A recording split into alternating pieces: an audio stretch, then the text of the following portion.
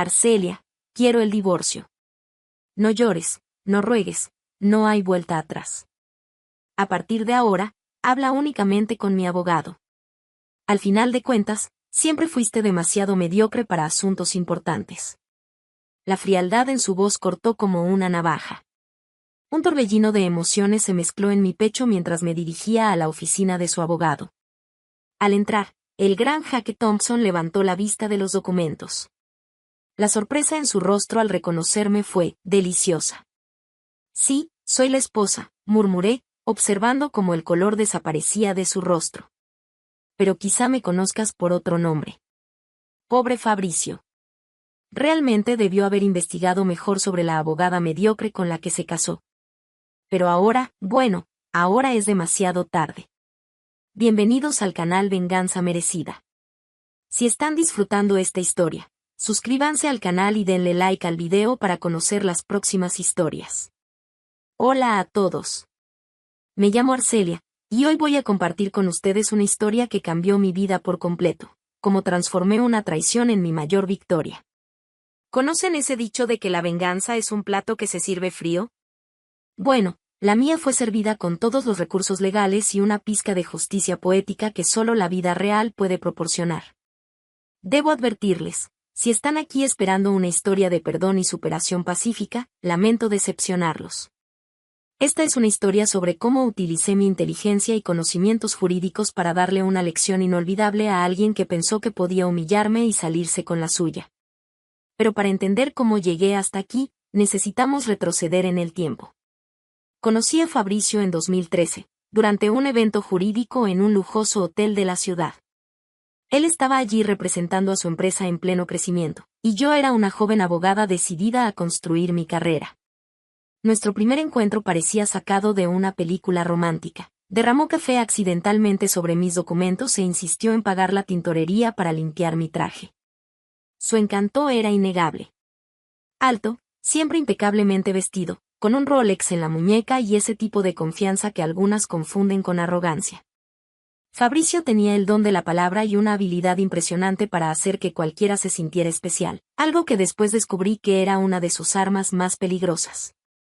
Durante nuestra primera cena, entre copas de un vino carísimo e historias sobre sus logros empresariales, mencionó casualmente sus 2 divorcios anteriores. La forma en que lo contaba era fascinante. Siempre se colocaba como víctima de mujeres problemáticas que no entendían sus ambiciones. Mi primera ex se volvió loca cuando empecé a tener éxito, decía mientras giraba el vino en la copa. La segunda era demasiado celosa, asfixiaba mi potencial. Ya sabes, algunas mujeres no pueden lidiar con un hombre exitoso.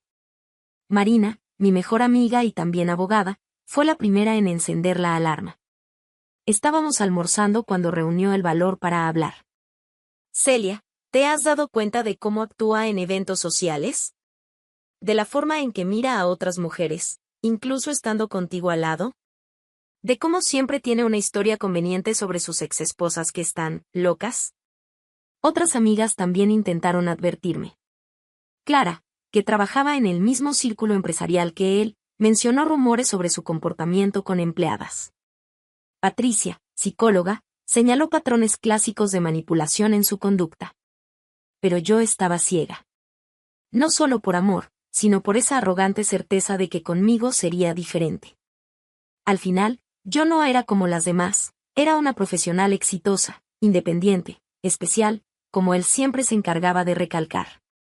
La propuesta de matrimonio llegó rápido, apenas 6 meses después. Y con ella, su insistencia en el acuerdo prenupcial. Es solo una formalidad, argumentó, para protegernos a ambos. La cláusula sobre infidelidad fue idea suya, quien engañara perdería el 50% de todo. Así garantizamos que ninguno de los dos haga tonterías, dijo con una sonrisa, mirándome a los ojos. En ese momento, interpreté eso como una señal de compromiso.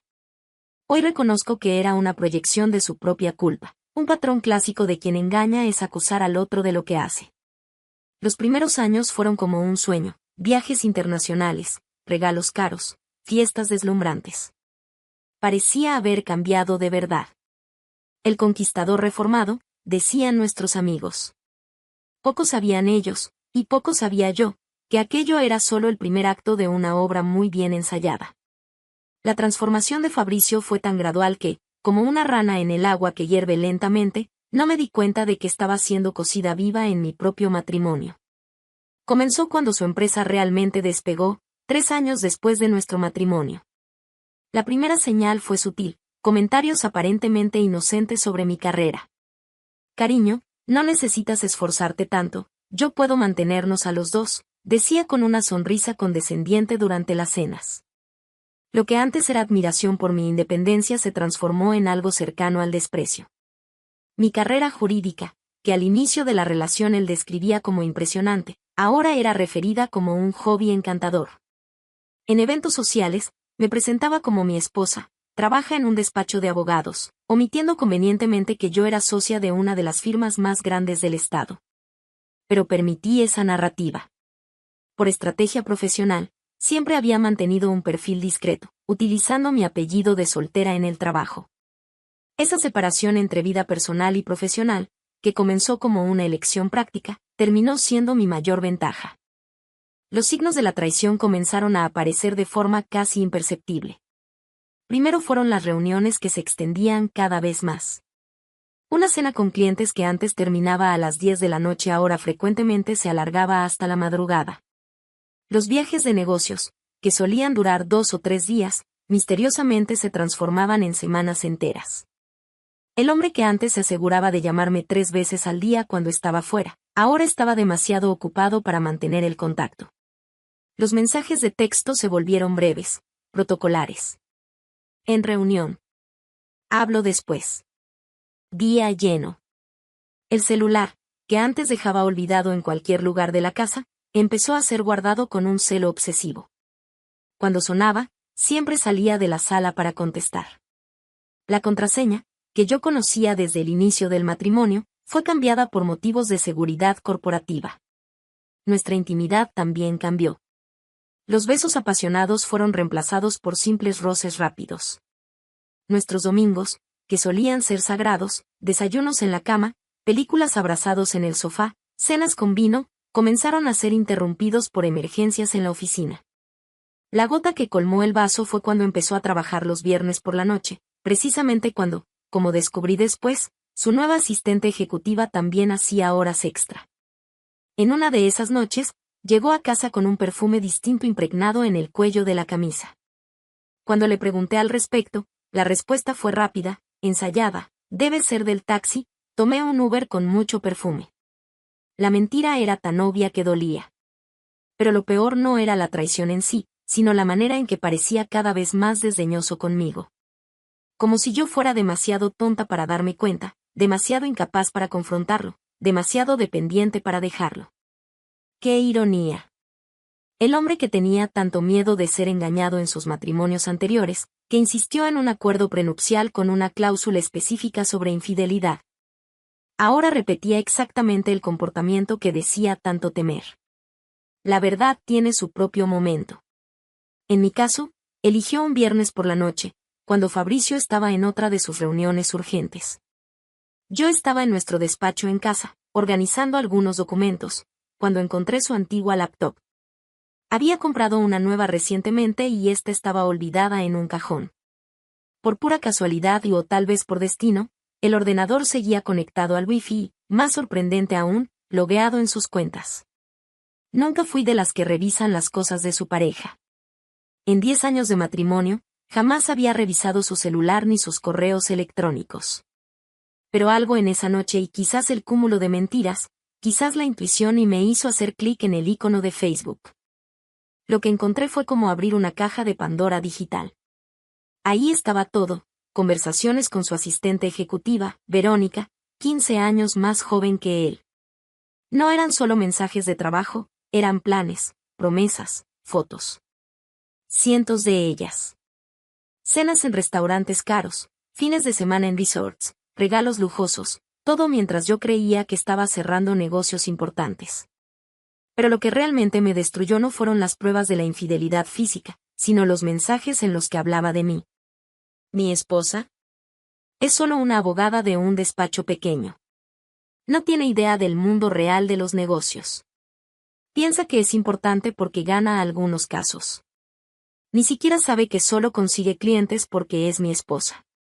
No soporto más fingir que me importa su trabajo. Es tan básico. Y la cereza del pastel, en un mensaje para Verónica, cuando me deshaga de ella, tendremos la vida que merecemos. Tú sí estás a mi nivel.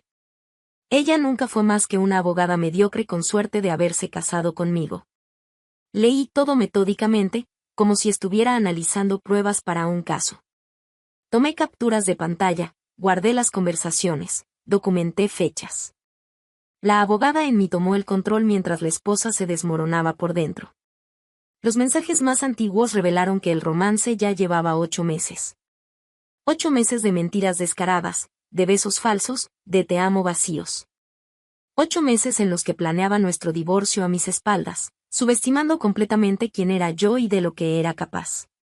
Esa noche, algo cambió dentro de mí. Las lágrimas que cayeron no eran de tristeza, eran de pura determinación. Fabricio había cometido el error fatal de subestimarme, de creer que yo era solo una abogada mediocre. No tenía idea de quién era realmente en el mundo jurídico.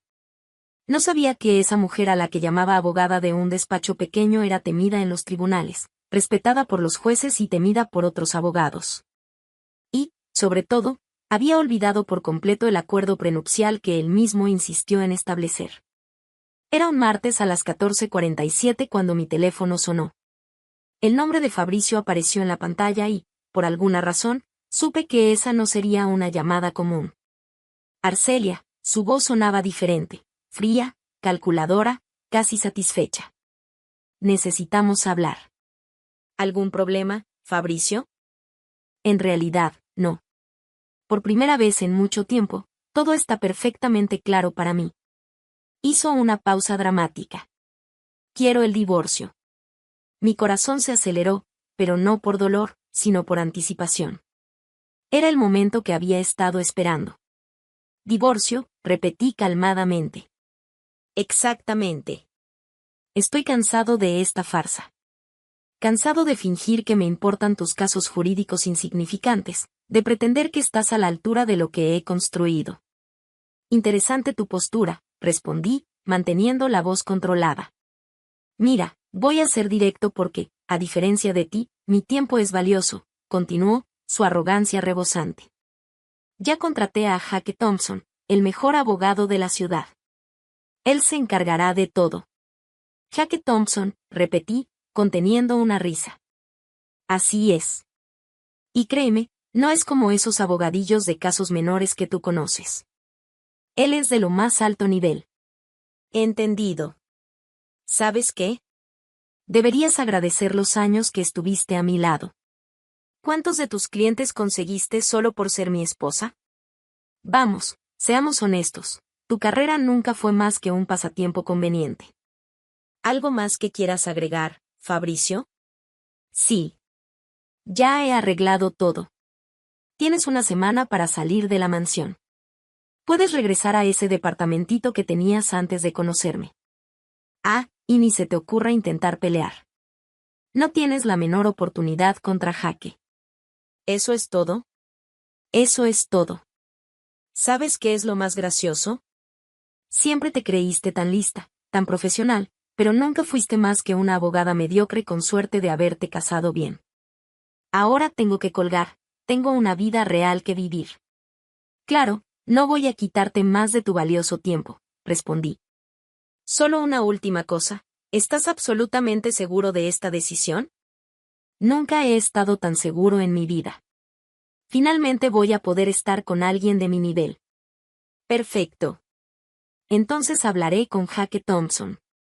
Colgué el teléfono y dejé que una sonrisa se formara en mis labios. Fabricio estaba tan ocupado saboreando su momento de supuesta superioridad que no notó el tono casi satisfecho en mi voz. Aquel hombre arrogante no tenía idea de que acababa de activar el primer dominó de su propia destrucción. Jake Thompson, ¿el mismo Jake al que había humillado en 3 casos importantes el año pasado? Oh, esto sería aún más delicioso de lo que imaginaba.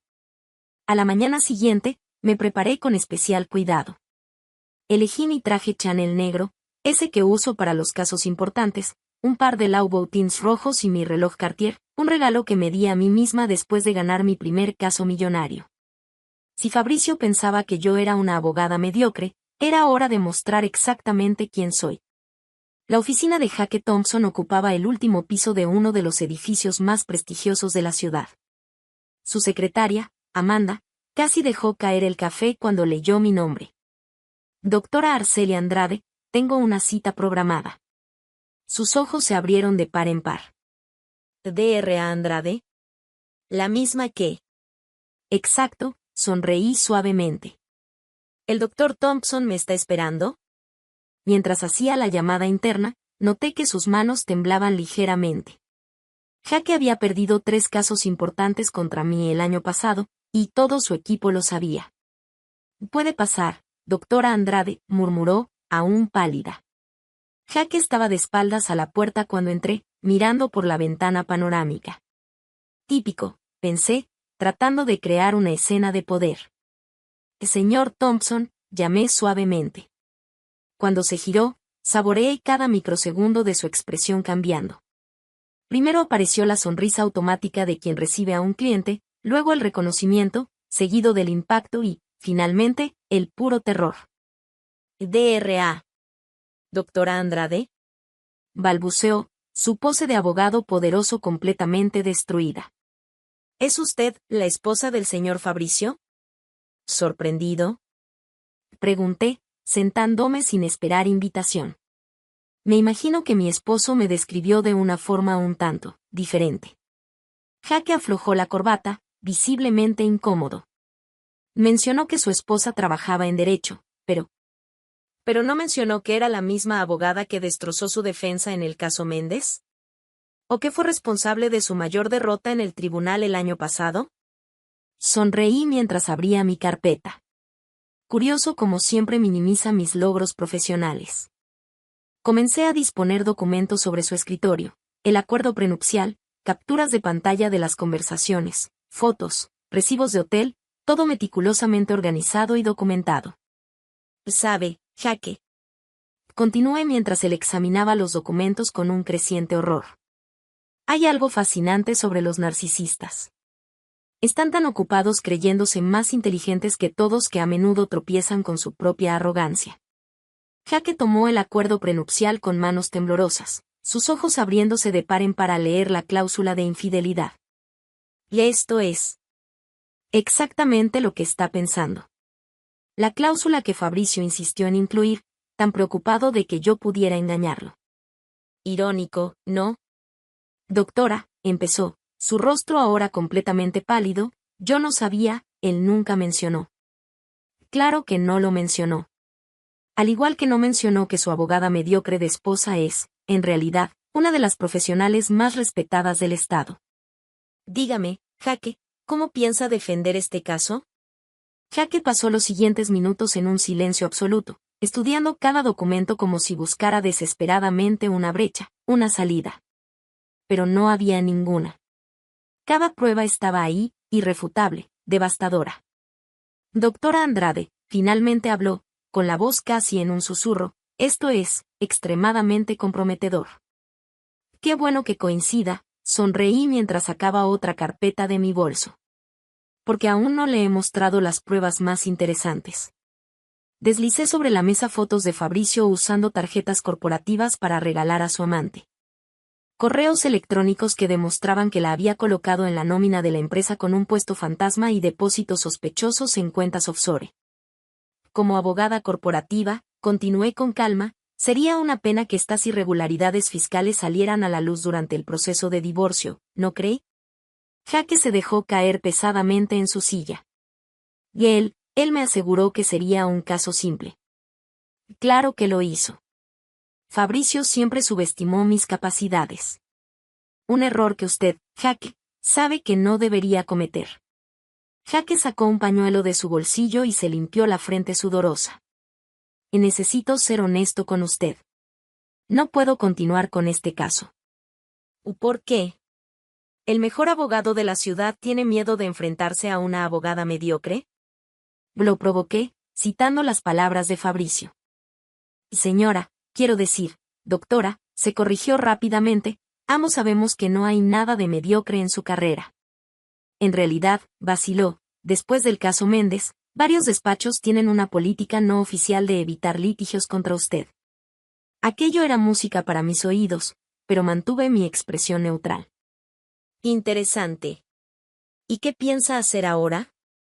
Voy a llamar a su esposo, quiero decir, al señor Fabricio, hoy mismo.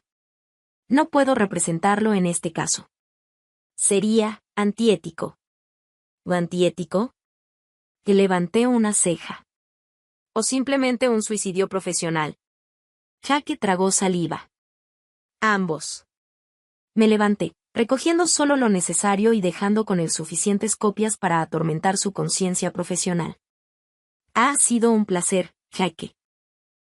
Y no se preocupe, cuando los demás abogados de la ciudad le pregunten por qué abandonó el caso, puede contar la verdad. Será una gran historia para los cócteles de la organización de abogados. Al salir de su despacho, mi celular vibró. Era un mensaje de Fabricio. ¿Qué hiciste? Jaque acaba de llamarme diciendo que abandona el caso. Te vas a arrepentir de esto.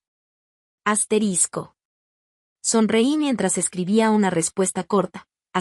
Primera regla de la guerra, querido, conoce a tu enemigo. En las 2 semanas siguientes, observé con satisfacción cómo el imperio de Fabricio comenzaba a desmoronarse. La noticia se difundió rápidamente en los círculos jurídicos. Ningún abogado respetable quería aceptar su caso. Era una mañana lluviosa cuando apareció en mi puerta, ya no como el empresario arrogante de siempre. Su traje Armani estaba arrugado, el Rolex conspicuamente ausente de su muñeca. Si necesitamos hablar, dijo prácticamente rogando. Curioso, respondí, mirando mi reloj. Pensé que solo podíamos comunicarnos a través de abogados. Es verdad, no está logrando encontrar ninguno, ¿verdad? ¿Qué les estás diciendo? Y gruñó, entrando cuando se lo permití. Primero Jaque, después Martínez, ahora incluso Peterson se negó a atenderme. Me serví tranquilamente una taza de café, saboreando su desesperación como si fuera un buen vino. Yo. Absolutamente nada. Pero ya sabe cómo es nuestro gremio jurídico, la gente habla. Te estás arruinando mi vida. Y gritó, golpeando la mesa con el puño. No, querido, lo corregí suavemente, sin alterarme. Tú arruinaste tu propia vida cuando decidiste que yo era solo una abogada mediocre que podías desechar. Por cierto, ¿cómo está Verónica? La sangre desapareció de su rostro. ¿Qué sabes sobre tu encantadora asistente? Todo. Los regalos, los viajes, los planes para su brillante futuro. Incluso esa parte adorable donde dices que finalmente tendrás a alguien a tu altura. ¿Hackeaste mi computadora? Y no fue necesario. Olvidaste cerrar sesión en tu vieja laptop. Amateurs. Tomé un sorbo de café. Pero no te preocupes por Verónica. Escuché que renunció cuando supo del acuerdo prenupcial. Al parecer, la perspectiva de un novio arruinado no era tan atractiva. Ese acuerdo, podemos negociarlo, intentó, su voz ahora casi suplicante. Puedes quedarte con la casa, los coches. ¿A negociar? Dejé la taza sobre la mesa con un suave tintineo. ¿Cómo negociaste mi dignidad mientras planeabas desecharme? No, querido. Voy a tomar exactamente lo que está en el acuerdo, el 50% de todo. Incluyendo tu preciosa empresa. No puedes hacer eso. Puedo, y lo haré. ¿Y sabes qué es lo más irónico? Que fuiste tú quien insistió en esa cláusula de infidelidad. ¿Quién diría que tu propio miedo a ser engañado terminaría siendo tu ruina? Fabricio se desplomó en el sofá, toda su arrogancia evaporada. Por favor, Arcelia, esa empresa es mi vida. Deberías haber pensado en eso antes de convertir nuestro matrimonio en una farsa, dije, levantándome para indicar que nuestra conversación había terminado. Y un consejo, deja de intentar contratar abogados locales. Ninguno va a aceptar tu caso. ¿Por qué? Porque, a diferencia de ti, Ellos saben exactamente quién soy en el mundo jurídico. Y ninguno quiere enfrentarse a mí, especialmente en un caso perdido. Un mes después, Fabricio finalmente se rindió. No tenía otra opción, ningún abogado competente aceptó su caso, y las pruebas que tenía eran irrefutables. El acuerdo fue firmado en una silenciosa tarde de jueves, sin la pompa que tanto le encantaba. La ceremonia de firma fue casi poética. Él, sentado al otro lado de la mesa, parecía haber envejecido años en pocas semanas. Su traje italiano ahora le quedaba grande, como si su cuerpo se hubiera encogido junto con su ego. Firme aquí, le indiqué, ofreciéndole mi pluma Montblanc, la misma que me había regalado en nuestro primer aniversario de bodas diciendo que podría usarla para tus documentitos jurídicos. Cuando asumí mi parte en la empresa, me aseguré de hacer una entrada memorable. Convoqué a una reunión general de accionistas y, luciendo mi traje rojo de la victoria, tomé mi lugar en la cabecera de la mesa, el mismo lugar desde donde Fabricio solía menospreciar mis logros. Señores, anuncié a la sala atónita, como nueva copropietaria, tengo algunas propuestas de cambio. Los cambios se implementaron rápidamente. Modernicé procesos que Fabricio se negaba a actualizar, introduje políticas de cumplimiento que él siempre ignoraba y creé un ambiente más profesional y menos parecido a un club de hombres. En 3 meses, nuestras ganancias aumentaron un 40%. ¿Y Verónica? Bueno, encontró un nuevo amor, un agente inmobiliario que promete llevarla a vivir a Miami. Curioso cómo funciona el destino. Fabricio tuvo que vender su querida mansión, aquella donde planeaba vivir su futuro brillante con su amante. Ahora vive en un departamento alquilado en las afueras y conduce un Corolla usado. ¿Su Rolex? Lo vendió para pagar deudas que comenzaron a acumularse cuando empecé a investigar sus transacciones dudosas. En la última reunión de accionistas, nuestras miradas se cruzaron brevemente. Vi en sus ojos el reconocimiento amargo de su mayor error, haber subestimado a una simple abogada de oficina. Hoy, mantengo mi exitosa carrera jurídica y administro mi parte de la empresa con la competencia que él nunca quiso reconocer. Compré una mansión aún más grande que la anterior, con un vestidor digno de revista y una cava que haría llorar de envidia a cualquier amante del vino. Más importante aún, recuperé algo que ni siquiera sabía que había perdido, mi autoestima y la certeza de mi valor. Para aquellas que están pasando por algo similar, les dejo un consejo: a veces, la mejor venganza no es perdonar, sino demostrar exactamente de lo que eres capaz cuando te subestiman. Y para Fabricio, si estás escuchando esta historia, gracias por haber insistido tanto en ese acuerdo prenupcial. Fue el mejor regalo que pudiste haberme dado. Gracias por escuchar esta historia hasta el final. Ahora me encantaría saber qué opinas. Deja tu comentario aquí abajo, comparte tus impresiones y opiniones. Suscríbete al canal y dale like al video para no perderte las próximas historias.